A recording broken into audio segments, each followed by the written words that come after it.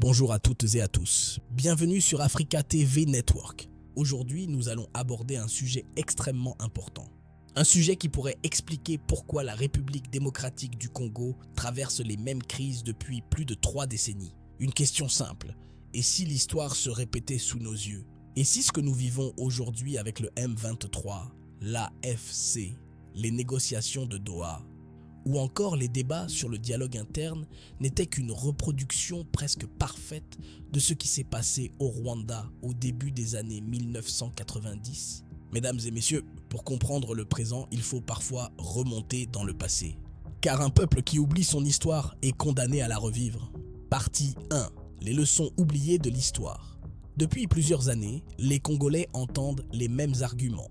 On nous parle de protection des populations, on nous parle de dialogue, on nous parle d'intégration, on nous parle de réconciliation. Mais ces discours sont-ils vraiment nouveaux? Lorsque l'on relit l'histoire du Rwanda avant 1994, on découvre que les mêmes arguments étaient déjà utilisés. Les mêmes mots, les mêmes revendications, les mêmes mécanismes politiques et parfois même les mêmes acteurs régionaux. C'est précisément ce parallélisme qui mérite aujourd'hui notre attention.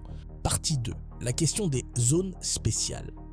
Au début des années 1990, certains responsables politiques de la région soutenaient que certaines populations avaient besoin de zones particulières pour assurer leur sécurité.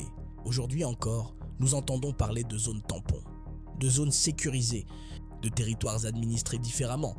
Pourquoi ces propositions reviennent-elles constamment dans les discussions concernant l'Est de la RDC? Pourquoi certaines parties du territoire congolais semblent toujours faire l'objet de statuts particuliers? Est-ce une simple coïncidence? Ou une stratégie qui se répète depuis plusieurs décennies? Partie 3. Le discours du problème interne. Autre élément frappant. À plusieurs reprises dans l'histoire régionale, certains acteurs ont soutenu que les conflits étaient uniquement des problèmes internes. Pas d'ingérence extérieure, pas d'intervention étrangère, simplement un conflit entre citoyens d'un même pays. Pourtant, les rapports des Nations Unies, les sanctions internationales et plusieurs enquêtes indépendantes ont démontré l'existence de dimensions régionales complexes. La question mérite donc d'être posée. Pourquoi certains continuent-ils à présenter cette guerre comme un simple problème interne? Partie 4. Les négociations et le risque de répétition. Lorsque l'on observe certains processus de paix, plusieurs éléments reviennent régulièrement: intégration des groupes armés, partage du pouvoir, amnistie, gouvernement de transition, brassage ou mixage militaire. Ces solutions ont déjà été expérimentées dans le passé. Certaines ont produit des résultats temporaires, d'autres ont généré de nouvelles crises. Aujourd'hui, les Congolais doivent se demander: avons-nous réellement tiré les leçons des expériences précédentes ou sommes-nous condamnés à répéter les mêmes erreurs? Partie 5. La bataille des idées. La guerre ne se mène pas uniquement sur le terrain militaire. Elle se mène aussi dans les médias, dans les réseaux sociaux, dans les universités, dans les églises, dans les organisations de la société civile. L'opinion publique devient parfois un véritable champ de bataille. Les narratifs influencent les perceptions influencent les décisions. Et les décisions influencent l'avenir d'un pays. C'est pourquoi chaque citoyen doit développer son esprit critique. Lire, comparer, analyser, vérifier et surtout refuser de devenir le simple relais de discours élaborés ailleurs. Conclusion. Mesdames et messieurs, l'objectif n'est pas de regarder le passé avec nostalgie. L'objectif est de comprendre les mécanismes qui ont produit les crises d'hier afin d'éviter celles de demain.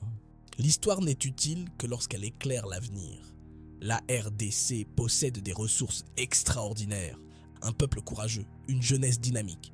Mais elle a besoin d'une chose essentielle, la connaissance. Car comme le dit l'Écriture, mon peuple périt faute de connaissance. Comprendre l'histoire, comprendre les enjeux, comprendre les stratégies.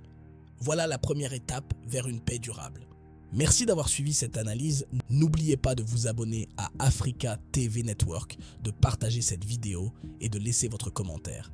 Je suis BM, à très bientôt pour une nouvelle émission de vérité et d'analyse. Que Dieu bénisse la République démocratique du Congo.